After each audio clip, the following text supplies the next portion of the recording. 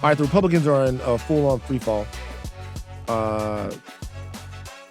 Yet the election is still very close. I know. It's like stuff keeps coming out, wild things keep being said, and it's not moving the needle in any way.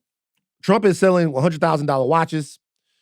You have a childless candidate in in Virginia. So no kids, but he posed with what? A fake family? His friend's family. Yeah, his friend's family. And then Trump is proposing the purge. With the way, you have Mark Robinson in North Carolina, you have all different, you have Ted Cruz in a very, very competitive race in Texas, right? Colin Allred, yeah. Isn't it interesting that things are going this bad for them, yet they're still a viable and potent political movement in the country? It just doesn't. Trump is literally selling watches that are partly made in China for $100,000. Wow. He's slinging watches. He's like on Canal Street. I mean, we'll talk to Congressman Frost about this, but it just shows that a lot of people who vote based on one issue. They're willing to ignore. So the reason I believe they're so viable is because a large amount of the voting population, those who will vote, believe in one thing and they're voting for that. Or maybe it's two things.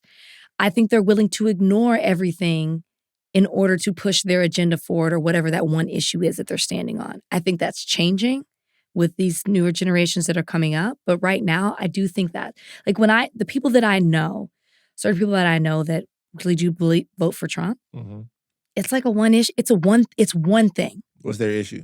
Well, it's like abortion, immigration. Or it's immigration, or they really believe, without doing the research, things about the economy. And so they're willing to ignore it. Like a lot of people vote for themselves rather than for the greater good. And so they're willing to ignore, well, that doesn't really affect me. Oh, that doesn't really change anyway. How do you feel about that? Do you think people should vote for themselves or for the greater good? I feel like I vote for the greater good. I do. So I feel like people should vote for, look at issues that are impacting the less fortunate. Like if I'm a fortunate person, so I feel like I look at issues that may affect people that don't affect me. And you're looking at me. No, it's funny. I just am like, it's not fair. I've been blessed. Yeah. So I vote to help people maybe where things don't impact me the same way. Because if I was, I'd vote fiscally conservative and I would probably lean more towards a Republican side, but I don't. That's the thing. I always think about this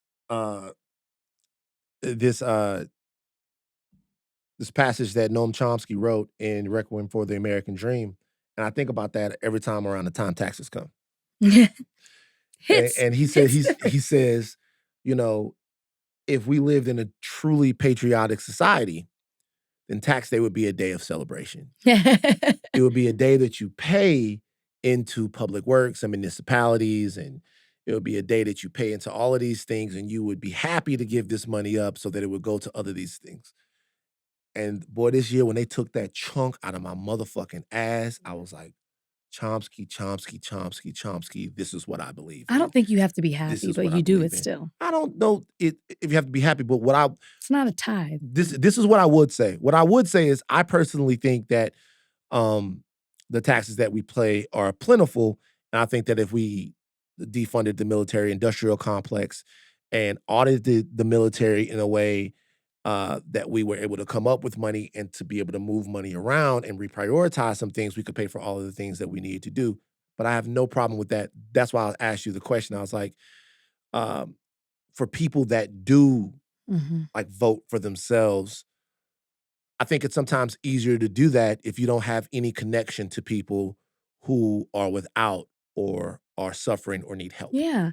I think if you're a couple of generations removed away from anybody that that you can like tangibly touch or be around, that you see needs actual help, then you think, oh, okay, well, I won a lottery ticket, I'm over here. But, I think being in Baton Rouge and having an interest in a society where everyone has a chance, I think hyperwealth is the root cause of a lot of American problems. Yeah. And so I have no problem with people paying their fair share. And in most cases, more than their fair share. But I tell you what, it doesn't. No, It God, still no. feels. You know what I mean? It hurts. I think about it all the time. Yeah. I think about it, especially if you pay quarterly. Right. I think about it all the time. But I just have never been, like, yes, of course I vote on issues that affect me. I'm looking to see what your response is to the Black community. Trump's a racist. I'm never going to vote for that. But there also are other marginalized groups that I'm not directly impacted by. I maybe have friends, maybe family members, but I'm also looking at that. And that might not directly impact me, but I'm looking at a marginalized group who's suffering or whose rights are being taken away. And I'm never going to vote for a party that furthers that. Right. A party or candidate, I should say, a candidate that furthers that. Still viable.